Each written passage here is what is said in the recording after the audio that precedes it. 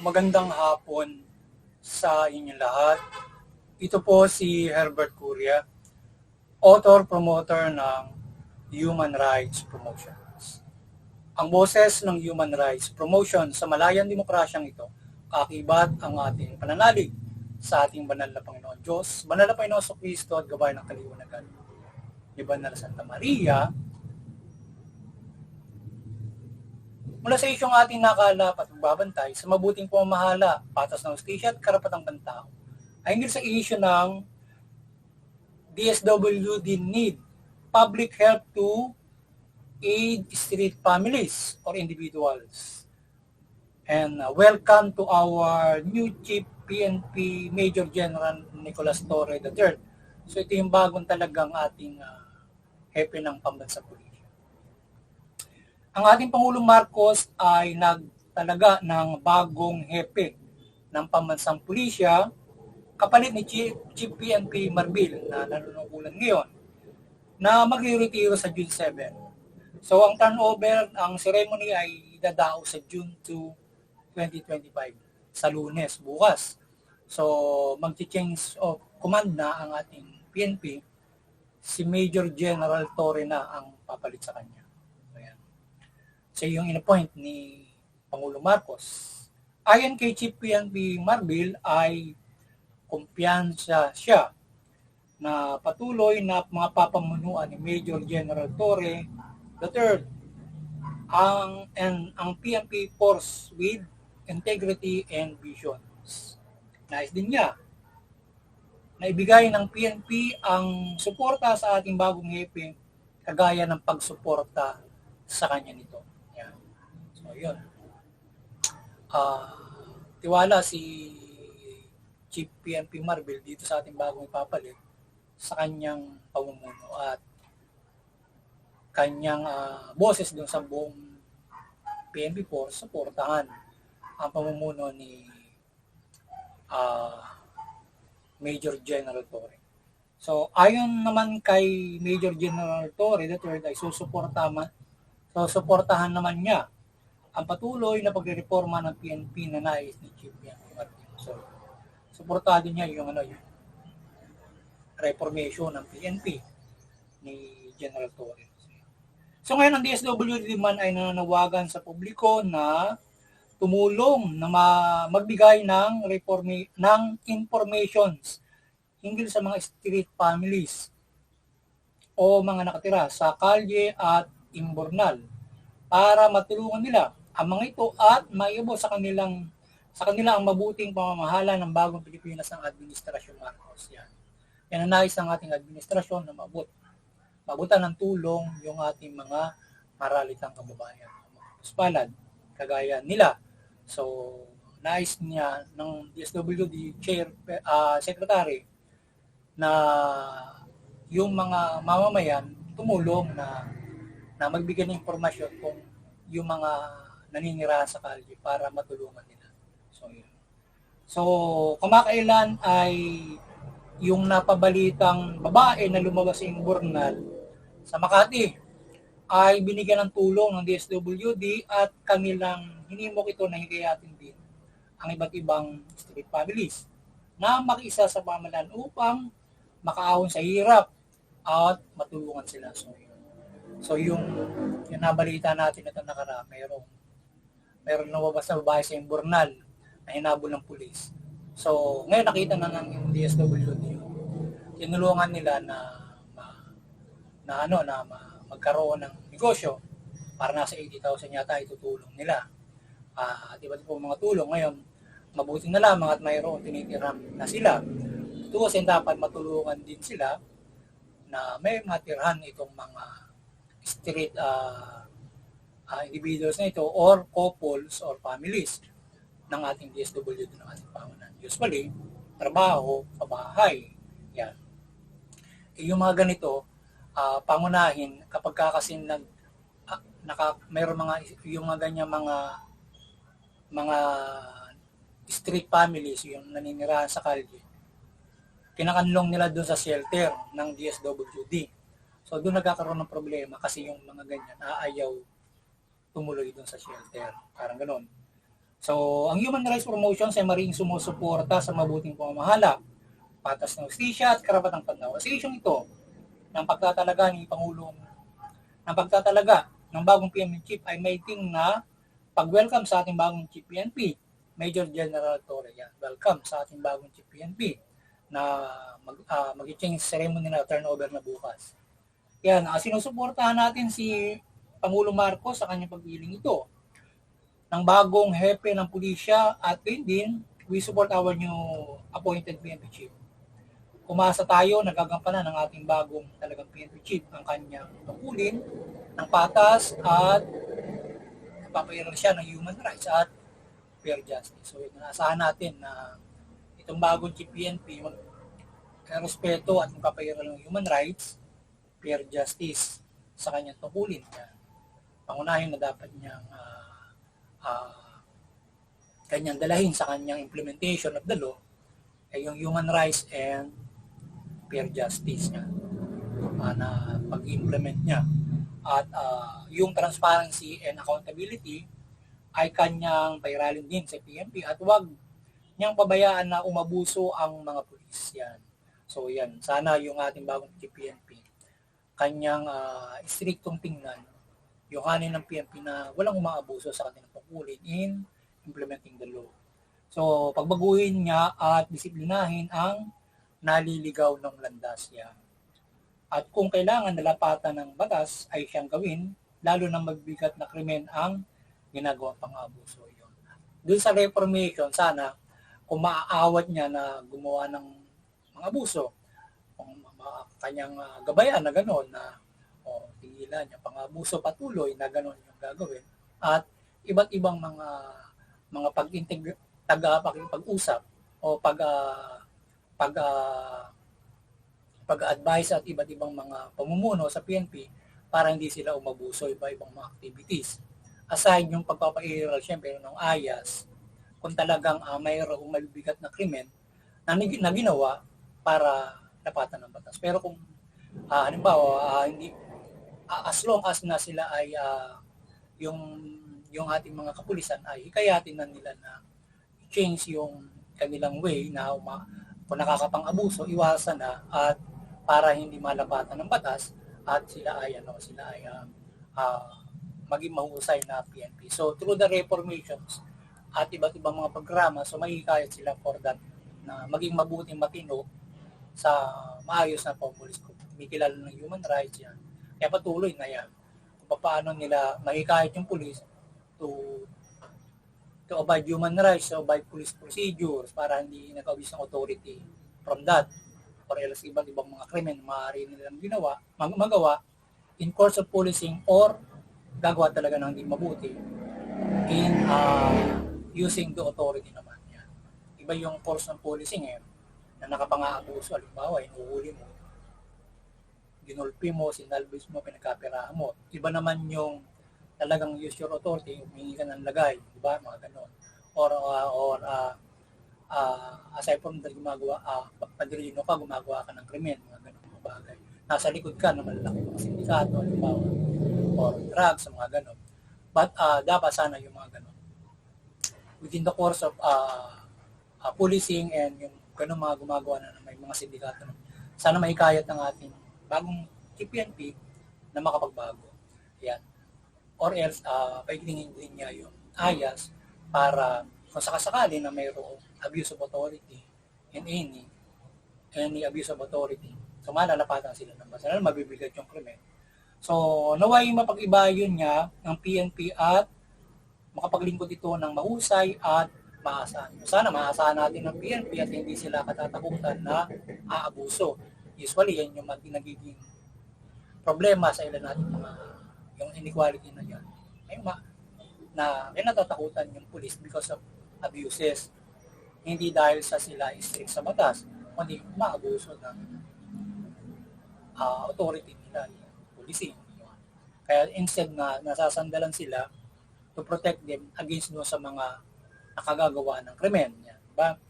Ngayon, sana kung halimbawa, kung mayroong nagkamali yung pulis, dapat masasandalan pa rin sila against doon sa mga nagkakamaling pulis at wala nga takipan. Halimbawa, yung ayas, maasahan sila kung mayroong abusadong pulis. But definitely, pinakamagandang mabuti is to prevent yung pang-abuso magitan ng paghimok sa kanila ng ating bagong PNP. If at through reformation, iba't ibang activities, programa para maiwasan nila yun. Iba't iba. Natakal natin noon yan na may mga kung ano man yung pinagmumulan ng kanilang kaabusaduhan, halimbawa. So doon na ayusin yun. At syempre, aside from that, usapin ng ganyan yung syempre kung paano sila magaling na pulis yan. Improvement ng mga kagamitan, kasanayan, dahil nga digital age na tayo, moderno, so kinakailangan may modern yung kanilang ginagamit, diba? Mayroon na tayong cyber police, etc. etc. Sa issue naman ng panawagan ng DSWD sa publiko na magbigay ng information single sa mga street families or individual ay tulungan ng taong bayan ng ating pamahalaan. Dito at hikayatin nila ang mga street families or individuals na sila ay matulungan ng pamahalaan sa kanilang kalagayan. So yung ating dito sa isyong ito na panawagan ng DSWD na magbigay ng information sa kanila, kaya niya ba mayroong mga squatter naninira sa kalsada, kukunan nila what ibibigay sa DSWD.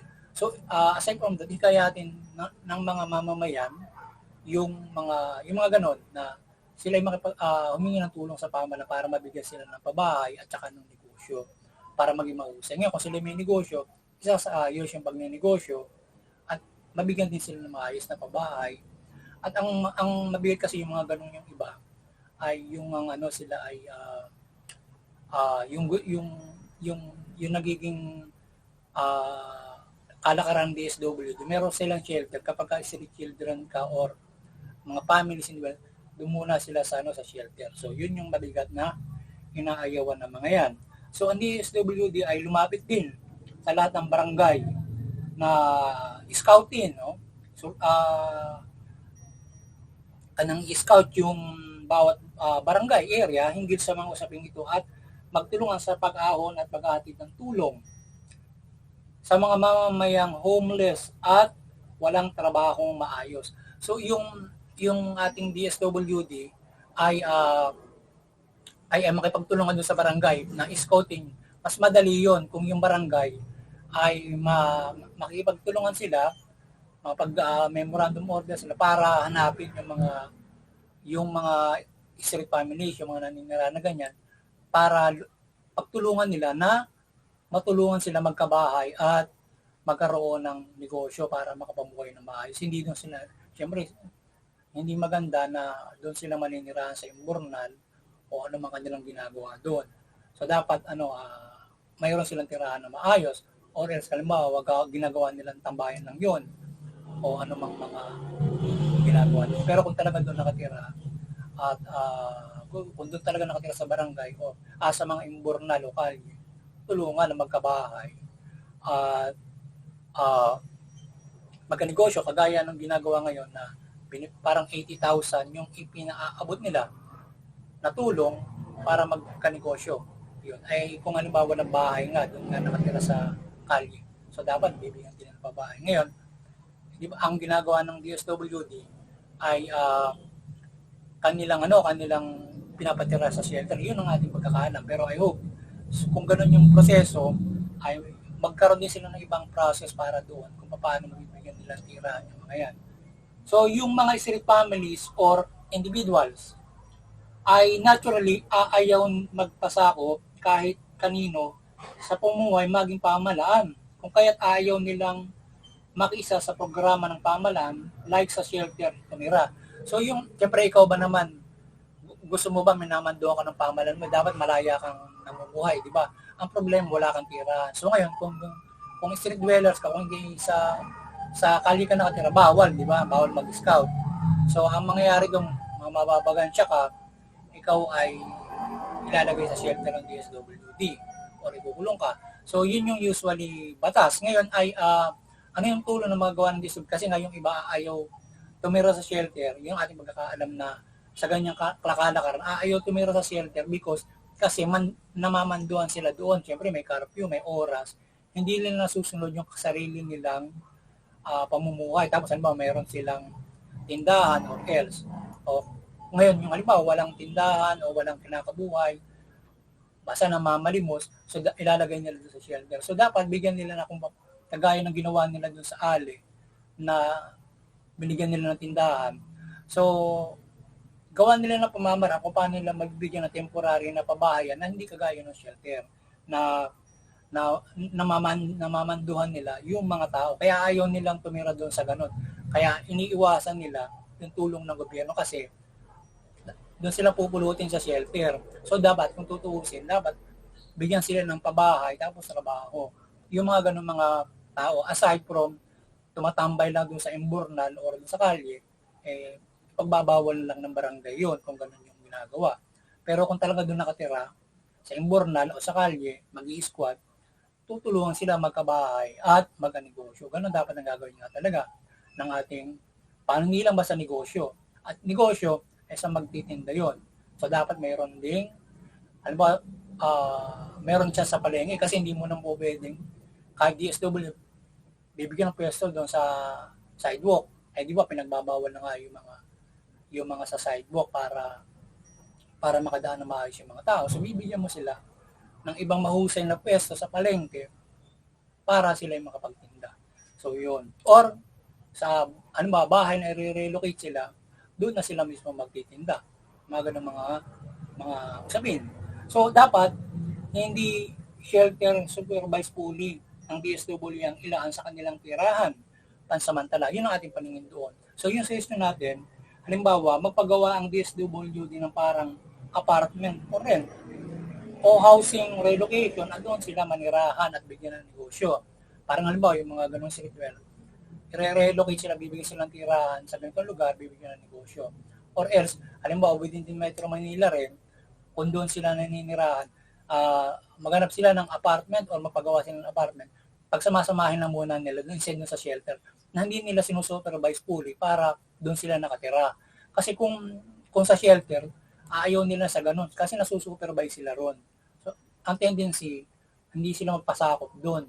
Kasi kung halimbawa sa apartment, may sarili silang tirahan doon, sila ay o kahit sa kalye, sarili lang may walang nagmamando kasi may malaya sila nakapamumuhay. Walang curfew.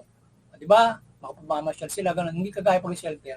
Siguro pagdating alas 8 ng gabi ron, dapat nakauwi ka na. Di ba? So ngayon, kung halimbawa parang apartment yan, o tutulong sila na maganon, ang ating DSWD, makakatira pag samasamahin na muna nila yun doon. Pagkatapos, hindi nila basta bahala silang mamuhay doon, siguro tingnan na lang nila monthly kung maayos pa yung bahay, mga ganun mga tipo. Diba? Wala silang sasagutin doon, kundi yung tubig, kuryente lang nila. Doon. Ngayon, siyempre yung kayusan doon, kaya magagawa sila ng programa para may kayat nila sa mabubuting pamumuhay at hindi sila, halimbawa, maging parang quota lang nila yung apartment na yun o ipapagawa pa bahay para ipon-ipon sila. Or else, relocate sila, bigyan ng bawat pamilya or individual ng bahay. Di ba?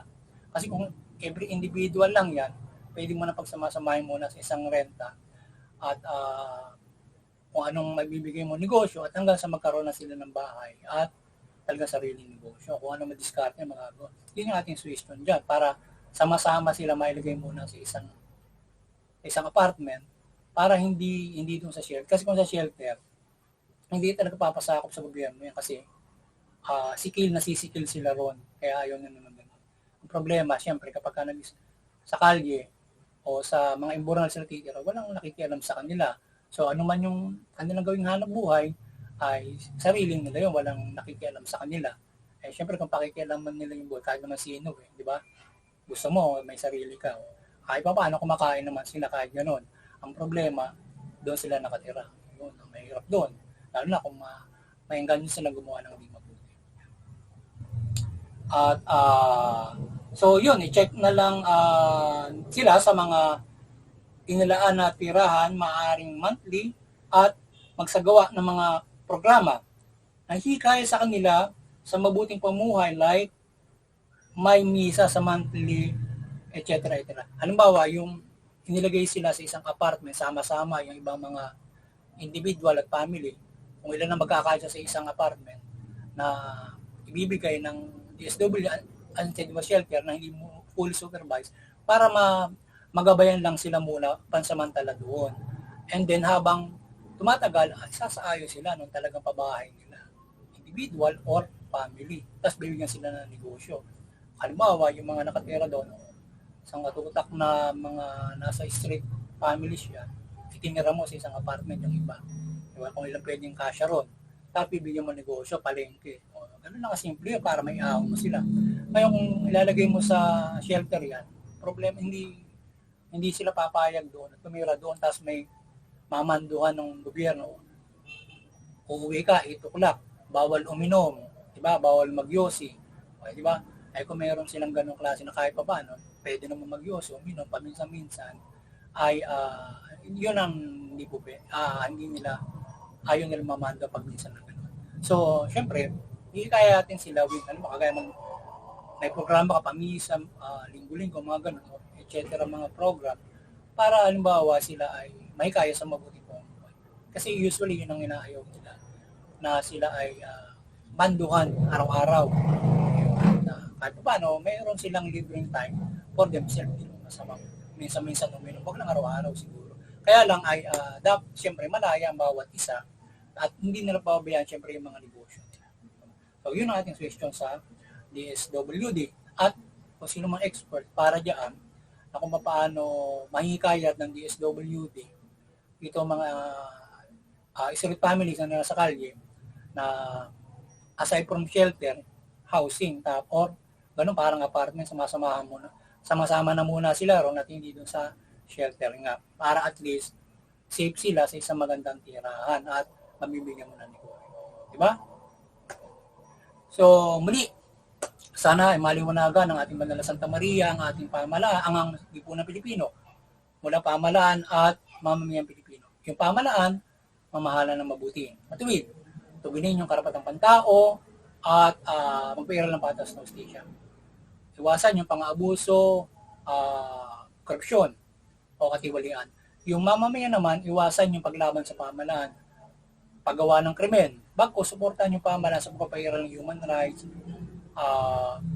fair justice at iba't ibang mabubuting programa ng ating papairal ng kapayapaan at anti-criminality ng ating pamalaan. Sa gayon, makapagmumuhay tayo ng mapayapa, kaunlad, at higit sa lahat, makakapanampalataya tayo ng lubos sa ating banal na Panginoon Diyos, mula sa ating banal na Panginoon sa Kristo, o naman sino mapinaniniwalaan ng bawat isa mula sa karapatan ito. Muli, magandang hapon sa inyo lahat. Sana sa boses naman, ang human rights promotion sa linggo ito, hindi sa karapatang pantao na ating tinunghayan sa linggong ito at sa pagtatalaga ng bagong Chief PNP ng ating pamahalaan. So, yun, magandang hapon sa inyo lahat at God bless you.